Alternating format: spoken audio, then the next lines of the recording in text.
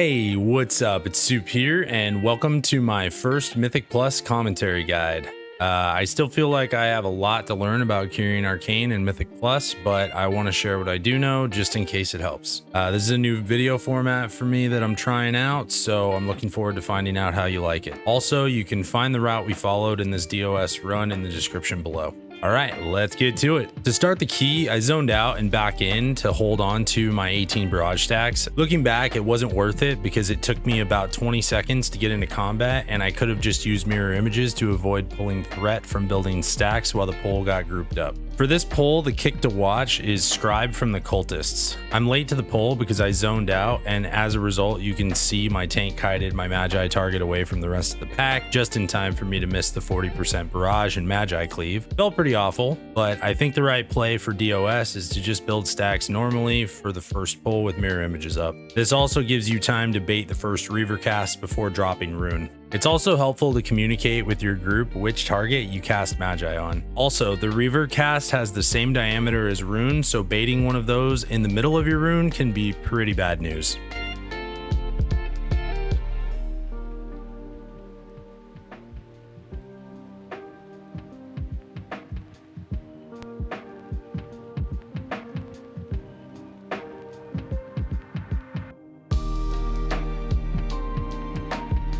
For this next pull, the kick to watch is Shadow Core from the Death Speaker. You want to let Death's Embrace go off and spell steal it because it gives you 100% haste. I ride in with the tank, but I'm still slow to get my ramp started, and as a result, the tank begins to kite before my Magi pops. I think if I had started my ramp when I could have, I would have gotten much more damage from Magi.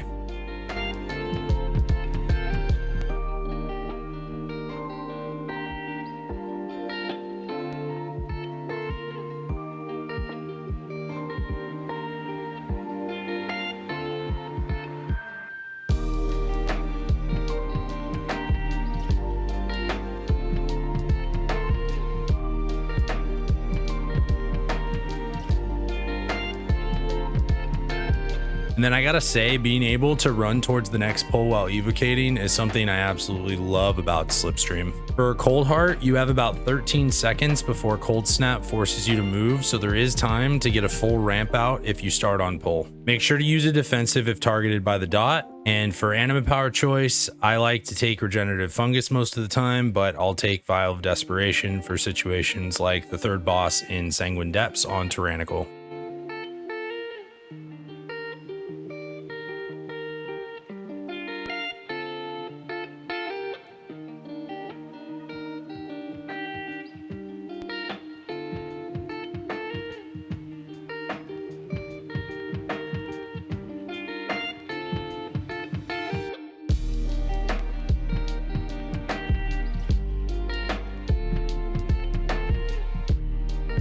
Next pull is the Enraged Spirit. I place a Ring of Frost around the urn to attempt to catch any masks that spawn there while the Night Fae class is using the urn. I definitely should have used Alter Time for the first rage cast. There's not really a reason not to. You can use Orb on the mask to generate extra arcane charges as well. And then for this last enraged rage cast coming up, I should have blocked before it went out because there's no reason to take any of that damage. The group not having a soothe was pretty rough. I also want to point out how awesome Prismatic Barrier is because you can see here that it actually soaked up an entire tick from the enraged rage cast before I block.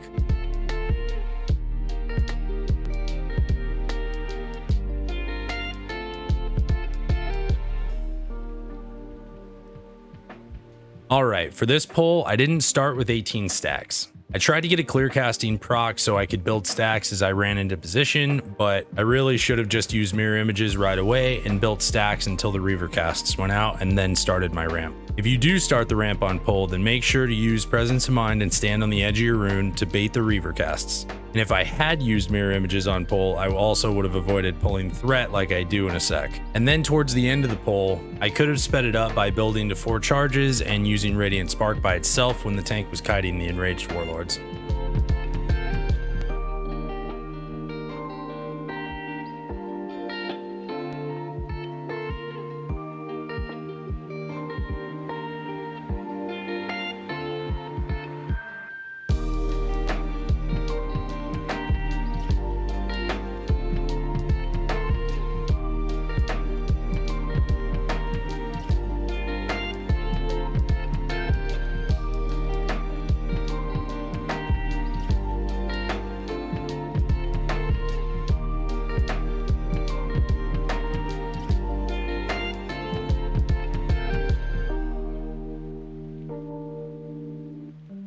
And then for the Executioner, I waited too long to start my ramp. You have about 13 seconds before the first Carnage cast goes out, so there is time to get a full ramp out. Being a Kyrian Mage is awesome for this because you can completely negate 3 bleeds. For one, you can use Alter Time, then blink out, and then cleanse the bleed with File before using Alter again. For another, you can use Invis right after the Carnage cast has ended as he's running at you and he won't recast it on another person. And for another, you can Ice Block. For Anima Power choice, I think in lower keys, choosing Champion's Brand here makes sense, but for higher keys, especially as an Arcane Mage without Dragon's Breath, I like to take Volcanic.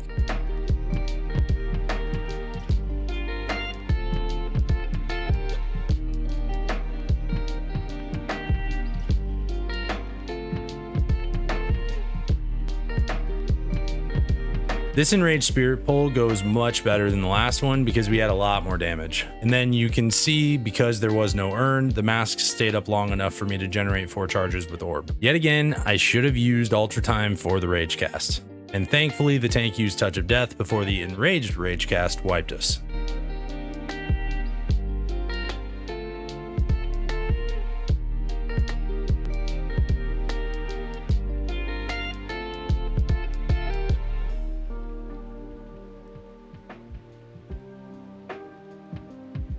For the Incinerator, it's a good idea to have the group stack in melee and have one person assigned to bait the pools. The cast is a 2 melee kick rotation, but make sure to pay attention because a missed kick can very easily be a wipe. It's also a good idea to use a defensive if you get the debuff, just in case you don't get dispelled. And then for Anima Power choice, I haven't done any math on it, but it seems to make sense to me that Champion's Brand is better for Fortified and Raging Battle Axe is better for high Tyrannical keys because the extra damage during Execute could help finish off tough bosses.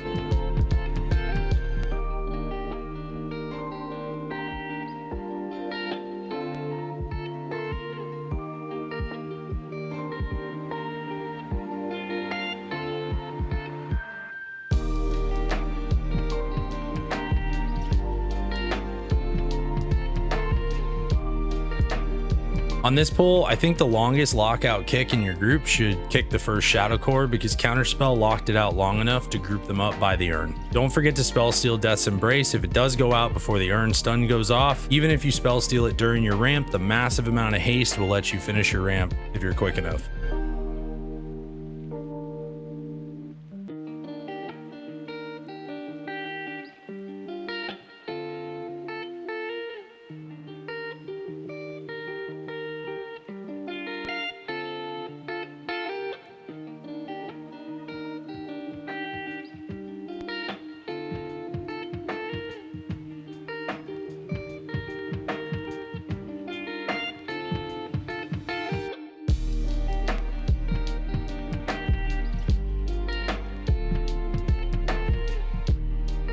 And then the best way I've found to get through the Ardenweald hallway without Shimmer is to get to where the priest is standing and wait for the traps to go off, then run halfway down the hallway and blink. I wait to blink until I'm halfway because I've blinked in place multiple times in the first half of the hallway. All right.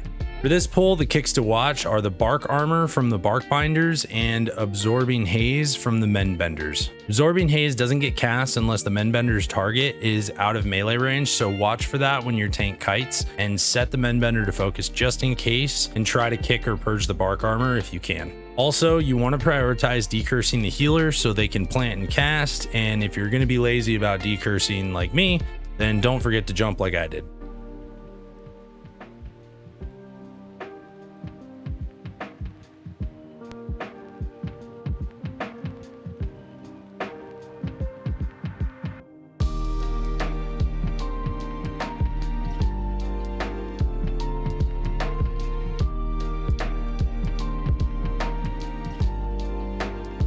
For Soggodon, the tank was trying to LOS pull it around the pillar, but didn't tell us that. So this pull went pretty rough. You'll see here in a sec that I died because I was a bit confused at what happened and didn't realize I pulled threat. Soggodon's first grip is about 10 seconds into the pull and then every 20 seconds after that. So his grip lines up with Orb, so you can use the root to generate 4 charges consistently. What I've been doing lately is just using Orb and Barrage on the first grip, then try to time Magi to end during the second grip. You can also use Blink to remove the root or stand at range and use Alter Time to snap out of the AoE. And for Anima, I always take Stone Ward.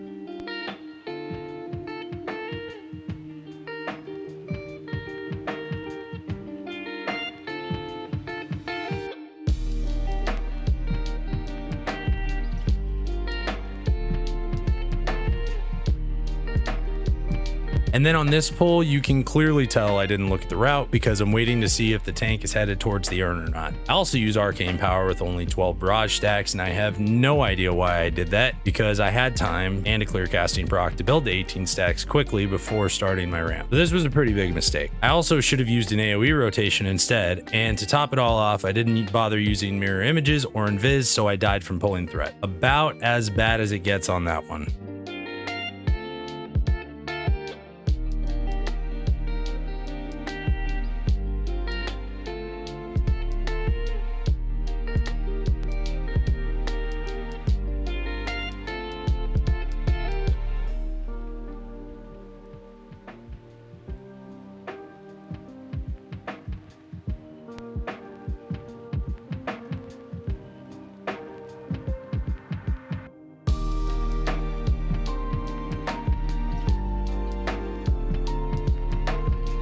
Alright, so for this pull, I had to build 18 stacks thanks to dying on the last pull, and I decided to use Rune by itself in order to have all cooldowns ready on pull for the urn because I thought this pull would die quicker. However, I was wrong and misjudged the timing pretty bad and could have used Spark and Magi anyways. You can also see that I found a place where you can get stuck in Ardenweald, so don't do that.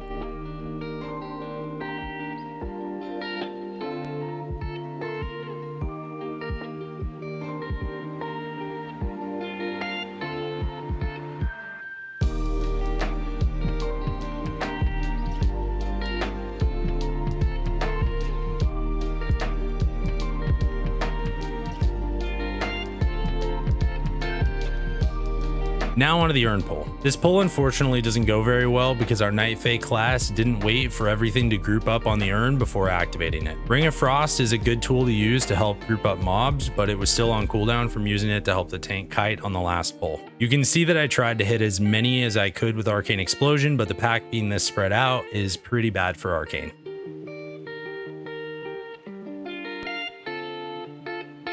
And then at this point, I see that Orb is coming up before I have time to build 4 charges, so I'm building barrage stacks until it's ready.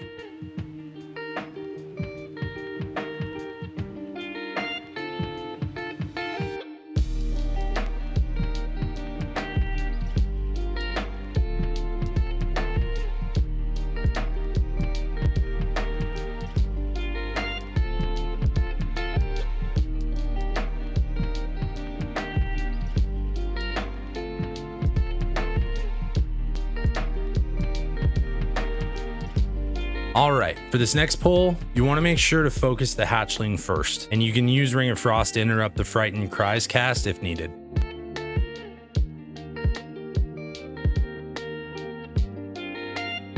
Yet again, you'll see that I'm not quite sure what the plan is for the pull because I didn't look at the route, so I'm kind of sitting on my hands as well as ignoring explosives while I wait to see where the pull is going to stop moving. And then using an AoE rotation instead of a single target rotation would have been a better call, but the pack was all over the place due to threat issues.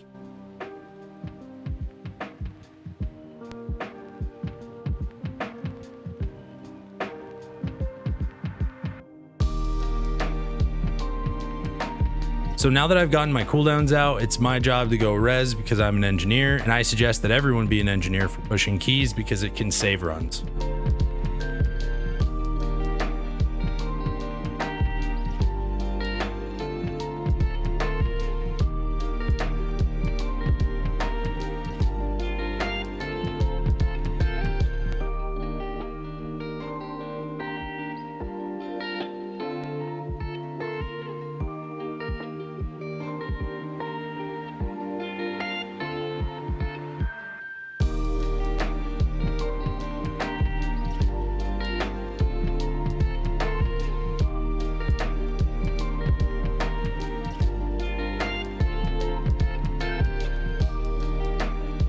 At this point, we're moving down the ramp to chain it into the next pull, so I'm building to 18 stacks to prep for Magi.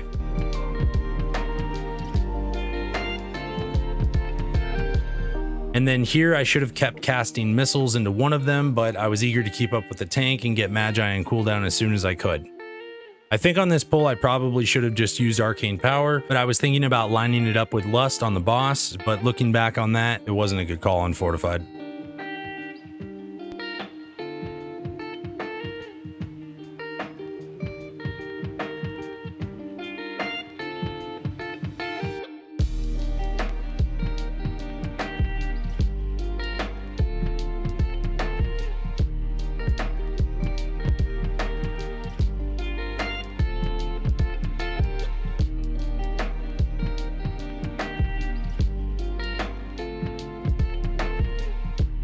Alright, for dealer, if you start your ramp on pull, make sure you have presence of mind because the first traps go out 5 seconds into the fight. Alter time and blink can negate the fall damage from the traps, and make sure you communicate with your group about the spark over voice if possible. If not, just make sure to watch the debuff and try to take it from someone if you have no stacks.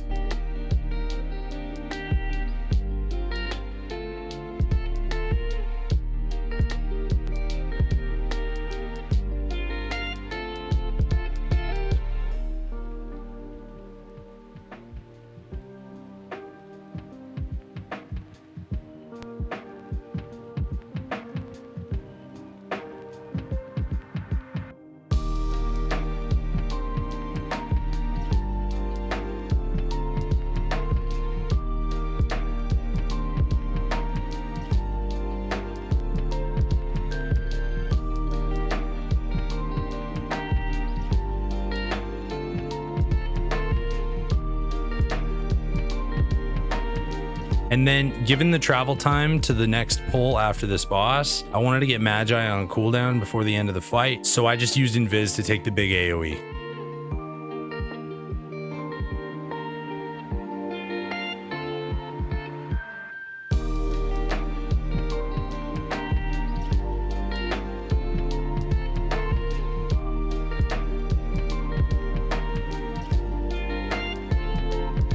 One last note, don't click the portal too soon after the boss or you'll get sent right back, as you can see here. Moving on to Mechagon. You can yet again tell I didn't look at the route because I'm expecting a much bigger pull than this. And you can also see how strong Prismatic Barrier is again because it takes 2 ticks of Haywire to eat through my personal absorb shields. I only used Rune and Spark on this pull because I thought we would be going into the next pull within roughly 30 seconds, so I held Arcane Power and Magi for that. This is another example of when I should have for sure just used Magi and probably should have used Arcane Power as well just to get it on cooldown.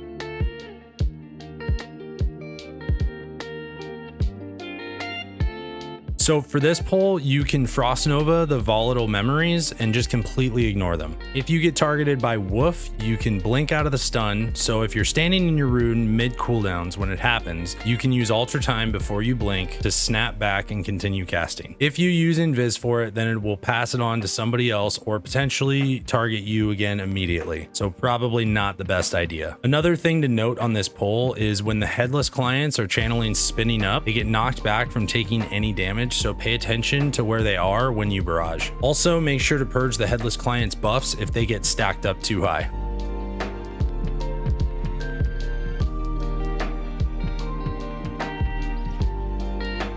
And then this is my POV of my failed attempt at being a rogue. I used an Invis pot to get to the NG button, and I tried to use Ring of Frost to protect myself from the volatile memories and activate the NG button for my group, and then Invis across, but the volatile memories trigger global combat, which then chain the lubricator onto my group.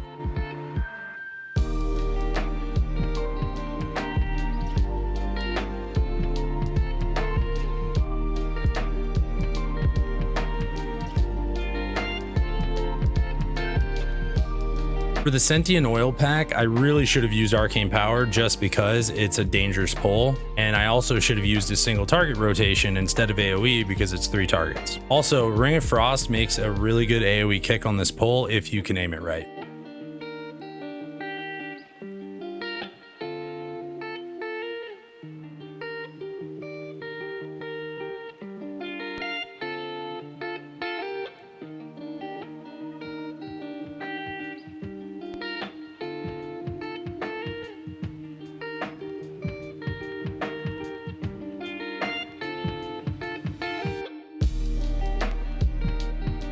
Alright, on to the Manastorms. If you start this boss with Arcane Power, you should try to get the first crystal because it will stack decently high by the end of Magi. You also want to try to line the laser up as short a distance as you can because the width of the ground effect seems to scale up with the distance between players.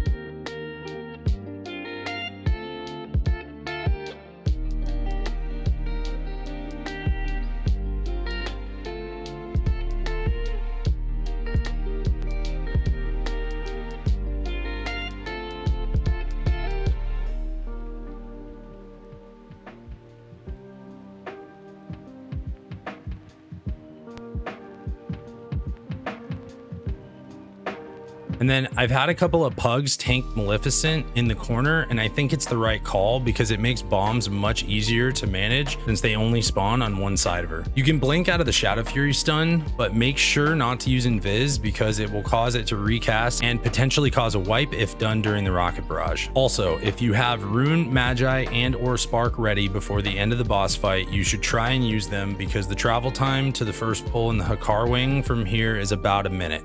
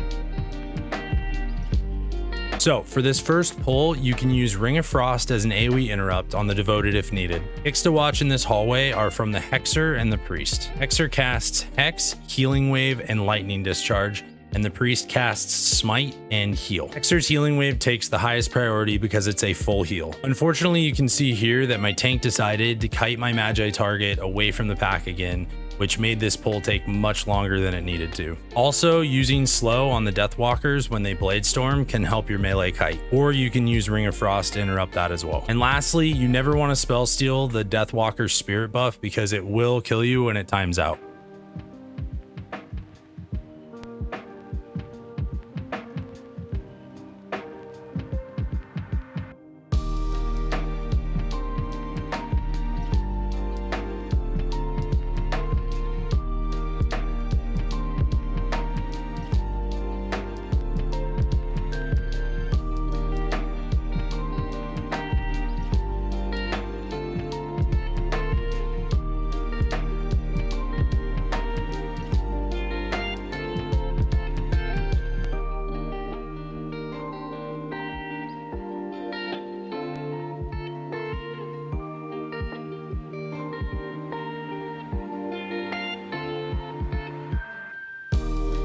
Yeah, this pull drags on quite a bit.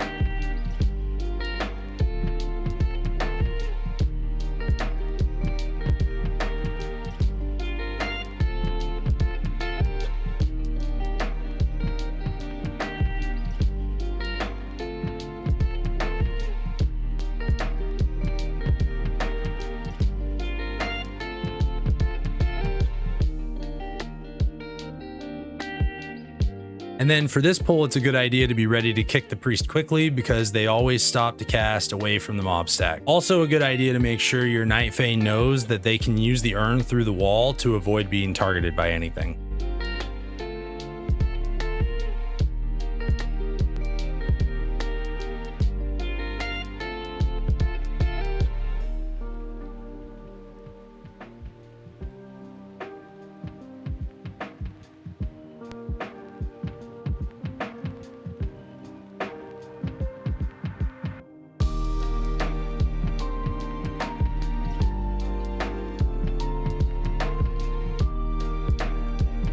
On Hakkar, you want to make sure to use defensives for the blood barrier. It's probably the most important part of speeding this fight up. For one blood barrier, you can overlap prismatic barrier, mirror images, and invis for huge damage reduction, and then ice block for another one. Also, casting slow on the ads can help your teammates kite and reduce party healing. If they happen to kite the ads through the boss's hitbox, you can include them in barrage cleave, but I don't think it's reliable enough to try and set that up.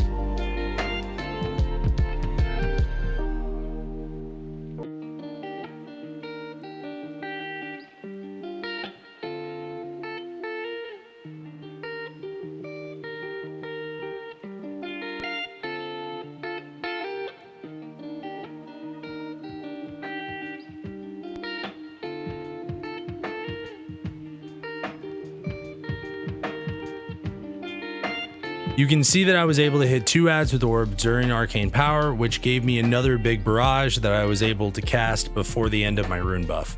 And I really should have used ice block for this last blood barrier because the shield size caused this fight to drag on much longer than it needed to.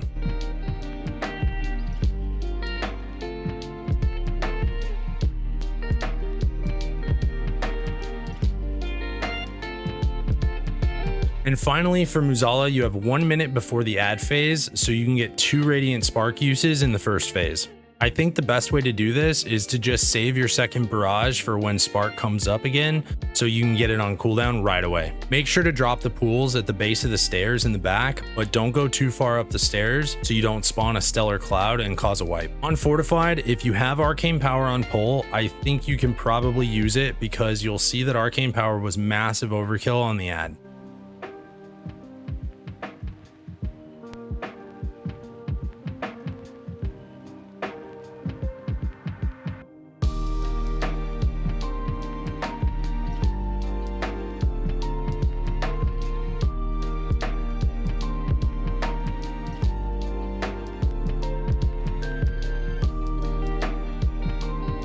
Here I use Ultra Time to get back to my portal assignment quickly because I only have the 1 charge of Blink.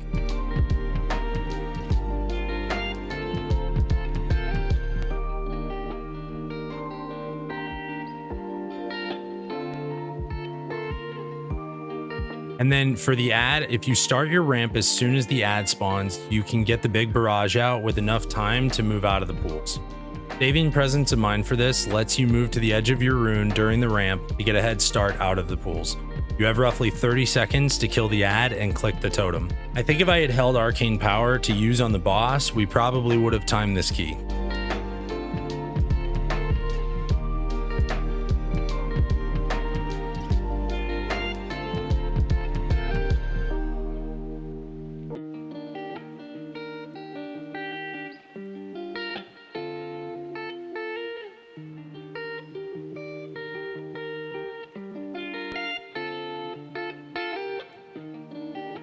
One thing I'm not sure about is if you can get a 5th Arcane Blast to snapshot with Barrage for the 40% spark buff, because there seems to be a tiny gap between each blast cast during the massive haste buff, so I skipped the 5th blast for safety. It also looks like Barrage has a travel time further than the edge of the platform before it lands, so skipping the 5th blast seems like a safe play. To summarize, my performance in this key was not great. I think the biggest gap in my gameplay in this run was not looking at the route, my lack of familiarity with time between pulls, and getting way too caught up in having cooldowns ready on pull, causing me to lose too many uses. I have run DOS since this key, and my overall is around 11 to 12,000 when I really focus on keeping things on cooldown so long as I can get the full damage out. I'm also going to start focusing much harder on getting more uses from defensives, because less healing means less downtime for mana and more damage output from the healer. All right, that's going to be it for this video. Thank you so much for watching, and please let me know in the comments if you like the format or if you have any questions. And as always, if you learned something or enjoyed the video, then don't forget to like and subscribe. Drop by my Twitch when I go live, or just join my Discord with the link in the description below to ask any questions or just hang out and talk Mage. Thank you so much again for watching, and I'll catch you on the next one. Peace.